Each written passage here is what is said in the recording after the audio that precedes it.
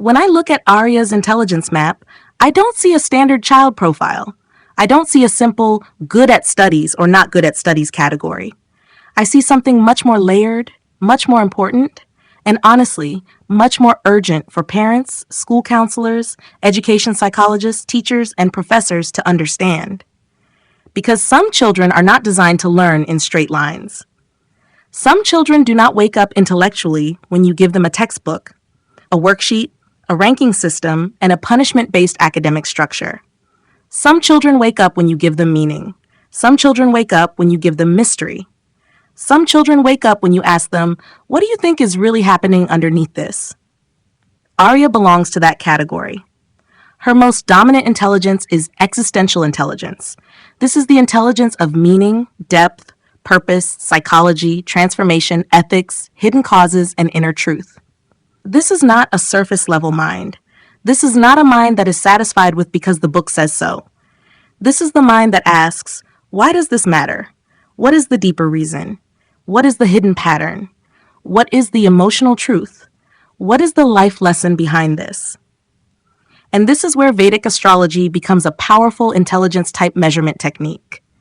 Because when I use the Jaimini Karaka system, I am not just looking at planets as random symbols. I am looking at the Karaka hierarchy as the core diagnostic engine of intelligence.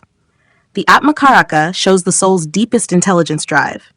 The Amatya Karaka shows the working intelligence, the career intelligence, the skill channel through which that deeper intelligence becomes useful in the world.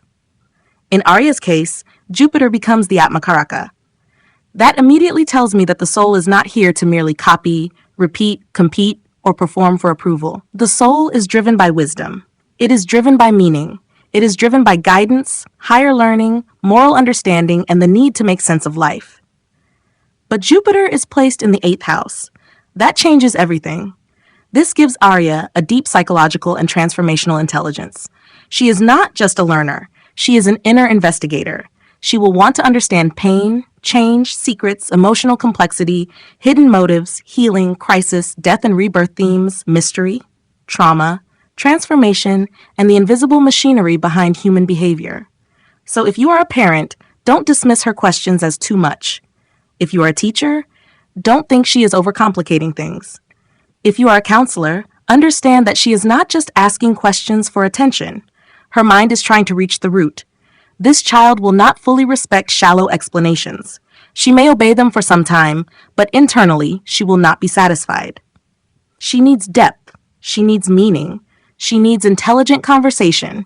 She needs adults who can handle her questions without becoming defensive. Her second dominant intelligence is interpersonal intelligence, and this comes through a very different route. Mercury is the Amatya Karaka, and Mercury is joined with Moon in Libra in the 11th house. This is powerful.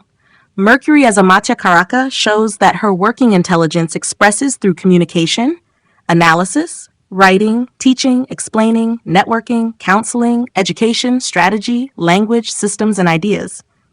But Mercury is not alone. It is joined with Moon. That means the intellect is emotionally wired. She does not just think, she feels what she thinks. She does not just communicate, she senses the emotional tone of the person receiving the message. This creates a child or teenager who may understand people very quickly. She may notice when someone is uncomfortable. She may sense when a friend is hiding sadness. She may detect unfairness in a group. She may become the listener, the mediator, the one who tries to keep balance. And because this happens in Libra, her mind is relationship-oriented. She thinks through balance, fairness, beauty, harmony, and social exchange. She may ask, was that fair? Did I hurt someone? Did I say it properly? Why are people behaving like this? Why can't they understand each other? This is a child with strong social-emotional intelligence. But here is the risk. The same intelligence can become people-pleasing.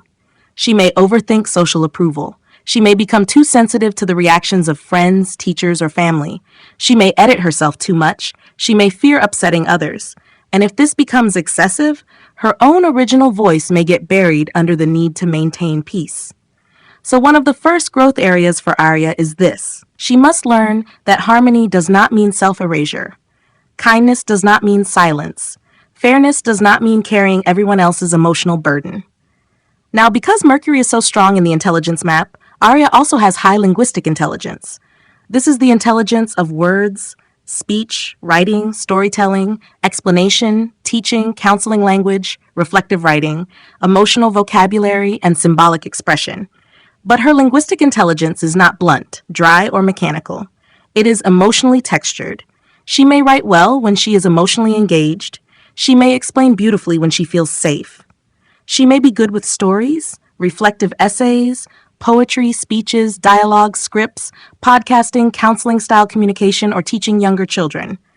If you give her a topic that has no emotional or human connection, she may disengage. But if you give her a topic and ask, how does this affect people? What is the deeper message? What is the moral conflict? What would you say to someone going through this? Suddenly, her intelligence wakes up. That is why her education cannot be only test-based. She needs discussion-based learning. She needs reflective assignments. She needs oral expression. She needs debate, but not aggressive debate. She needs writing that allows interpretation. She needs teachers who ask her to think, not merely repeat.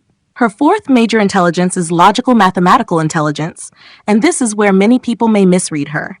Because she is emotionally intelligent and meaning-driven, some adults may assume she is only creative or only sensitive. That would be a mistake. There is strong technical and analytical potential here. Mars is in the ascendant. Rahu is in Virgo in the 10th house. Mercury is the Amacha Karaka. These are not weak technical indicators. Rahu in Virgo especially shows ambition toward refinement, correction, analysis, systems, precision, technical mastery, and problem solving. This can create a mind that sees errors, notices gaps, and wants to improve processes. But the key is this: Arya's logic must be connected to purpose. She may not enjoy mathematics if it is taught as dry repetition, but she may enjoy analytics if it solves human problems. She may enjoy coding if it builds something beautiful or useful. She may enjoy science if it is presented as discovery. She may enjoy research if it helps understand psychology, health, behavior, environment, education, or design. So do not push her into technical subjects by fear. Invite her into them through meaning. Show her how data can reveal human patterns. Show her how technology can help children learn. Show her how psychology uses research. Show her how design uses logic. Show her how medicine, environment, architecture, digital systems, and education all require analytical thinking. Then her Mercury, Rahu, Virgo intelligence begins to cooperate. Her fifth intelligence is visual spatial intelligence. Venus in Scorpio in the 12th house, influenced by Jupiter, gives a very private and symbolic creative world. This is not simple decoration. This is depth aesthetics. She may be drawn to mysterious visuals, emotional art, fantasy, film, photography, interior atmosphere, sacred spaces, design, symbolic imagery, mood boards, fashion with meaning, or visual storytelling. She may not always show this openly. Saturn near Venus can create self-criticism. She may create something beautiful and then hide it. She may compare her work with others. She may feel that it is not good enough yet. So the job of parents and educators is not to say, why are you wasting time drawing, designing, singing, writing, or imagining? The job is to understand that these may be the very channels through which her inner world becomes healthy. For Arya, creativity is not a hobby alone. It is emotional processing. Her sixth intelligence is naturalist intelligence. This comes through Mercury-Moon sensitivity and Ketu in Pisces in the 4th house. She may be sensitive to environments. She may notice the emotional atmosphere of a room. She may feel better around nature, water, animals, gardens, quiet spaces, and softer surroundings. She may read spaces intuitively. This does not necessarily mean she must become a biologist or environmental scientist, though that is possible. It means her nervous system learns through environment. The classroom atmosphere matters. The home atmosphere matters. The emotional climate around her matters. If the environment is chaotic, loud, judgmental, or emotionally unsafe, her learning may shut down. If the environment is calm, beautiful, structured, and emotionally respectful, she can open. Her seventh intelligence is bodily kinesthetic intelligence. Mars in the ascendant gives action, movement, energy, and physical learning. This child needs movement. She may process emotional stress through walking, dance, yoga, sport, martial arts, theater movement, hiking, swimming, or physical routines. But again, this has to be meaningful. She may not enjoy purely repetitive physical training unless she sees purpose, mastery, or adventure in it. Movement is important not only for fitness, but for emotional regulation. Her eighth intelligence is musical intelligence. It is present, but it is not the dominant driver. Mercury Moon gives rhythm and language. Venus and Moon support musical feeling. Jupiter gives inspiration. But the expression may be private, therapeutic, or devotional rather than purely performance-oriented. She may enjoy singing, music, spoken word, rhythm, sound healing, instrumental practice, dance music integration, or film music. But do not force performance too early. Let music become a safe, emotional container first. Now let me be very clear about the core intelligence profile. Arya is a depth learner, a relational communicator, a meaning seeker, a creative analyst, and a psychologically sensitive observer. She is not best served by a flat academic model. If you push only marks, she may become anxious. If you push only competition, she may become defensive or withdrawn. If you push only discipline without meaning, she may comply externally but disconnect internally. If you dismiss her emotional sensitivity, you may damage the very intelligence that makes her gifted. The best educational style for Arya must combine 5 things: depth, dialogue, structure, creativity, and emotional safety. Depth means she must understand the why behind subjects. Dialogue means she must be allowed to ask, discuss, interpret, and explain. Structure means she needs clear steps, deadlines, rubrics, and grounded expectations. Creativity means she should be allowed to express learning through writing, visuals, presentation, design, storytelling, and projects. Emotional safety means she must not be shamed for asking deeper questions or feeling strongly. For school counselors and education psychologists, this is a classic case where intelligence mapping must go beyond IQ quotient. Scores and marks. You need to look at the child's cognitive emotional architecture. What wakes up the mind? What shuts it down? What kind of content gives joy? What kind of learning creates resistance? What kind of environment produces confidence? This is exactly why Karaka-based Vedic intelligence mapping becomes valuable. The Atma Karaka tells me the child's deepest intelligence hunger. The Amatya Karaka tells me the channel through which that intelligence can become useful. Planetary conjunctions show blended intelligence types. Houses show where the intelligence expresses. Signs show the style of processing. Aspects show which intelligence circuits are talking to each other. In Arya's case, the Atma Karaka says, I need depth, meaning, and transformation. The Amatya Karaka says, I will work through communication, analysis, education, writing, counseling, and systems. The Mercury Moon conjunction says, I understand people emotionally and intellectually. The Rahu in Virgo says, I can refine, analyze, improve, and master technical detail. The Venus in Scorpio 12th says, I create from hidden emotional depth. The Mars in Sagittarius says, I act when there is purpose, adventure, and vision.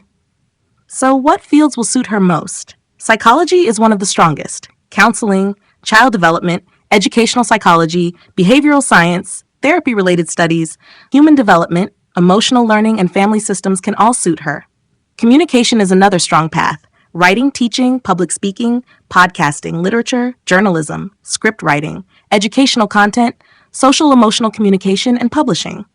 Design and visual communication are also powerful. UI UX, user interface user experience, graphic design, communication design, photography, film editing, animation, interiors, symbolic art, branding, and visual storytelling. Research-based fields can also work beautifully. Psychology research, culture, mythology, philosophy, anthropology, consciousness studies, human behavior, education systems, and ethics. Technical fields can work if humanized. Data analytics, cognitive science, educational technology, health informatics, human-centered AI, artificial intelligence, behavioral data, digital learning platforms, and research methods. Healing and wellness fields are also visible. Art therapy, music therapy, yoga psychology, Ayurveda foundations, natural healing, environmental psychology, and holistic education. Now, what hobbies will bring joy? Journaling, storytelling, poetry, reading mythology and psychological fiction, theater, photography, drawing symbolic art, music, dance, yoga, animal care, gardening, debate with ethical themes, podcasting, research projects, documentaries, designing infographics, helping younger children, creating mood boards, building beautiful learning maps. These are not random hobbies. These are intelligence outlets. And the growth areas? First, she must learn not to absorb everyone's emotions. Second, she must learn not to hide her own voice to keep peace. Third, she must learn that perfection is not the same as excellence. Fourth, she must learn to share creative work before it feels perfect. Fifth, she must learn to stay grounded when her imagination or emotional depth becomes too intense. Sixth, she must learn that sensitivity is not weakness, but it needs boundaries. For parents, the message is simple. Do not reduce Arya to performance. Guide her through meaning. For teachers, do not call her distracted when she is actually searching for depth. Give her context, and she will engage.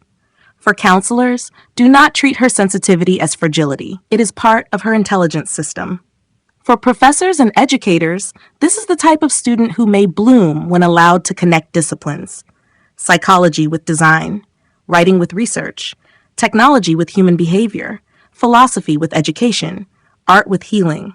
Arya's map says she is not here to merely memorize the world. She is here to interpret it. She is not here to only compete in the world. She is here to understand it. She is not here to only collect information. She is here to transform information into insight. And if you are listening to this as a parent, school counselor, education psychologist, teacher, or professor, this is the deeper point. Many children are not failing because they lack intelligence.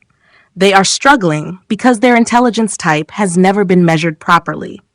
A child with existential intelligence may be labeled overthinking. A child with interpersonal intelligence may be labeled too sensitive. A child with linguistic intelligence may be labeled talkative. A child with visual intelligence may be labeled distracted. A child with kinesthetic intelligence may be labeled restless. A child with logical intelligence may be labeled obsessive. But when you map intelligence correctly, the same behavior becomes a clue. The same struggle becomes a doorway. The same child who looked difficult suddenly becomes understandable. That is what intelligence mapping is meant to do. It does not force a child into a box. It reveals the engine underneath the child's learning, joy, struggle, motivation, and future direction. And for Arya, the engine is clear.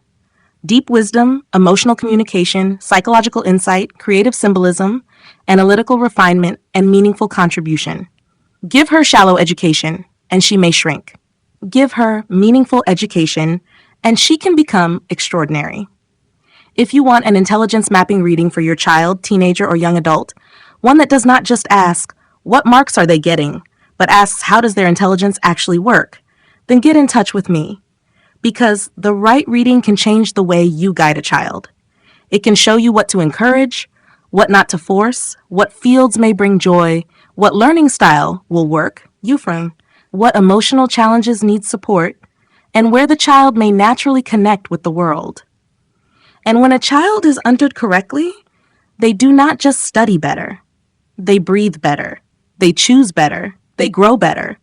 And they finally begin to feel that their mind is not a problem to be corrected, but a gift waiting to be directed.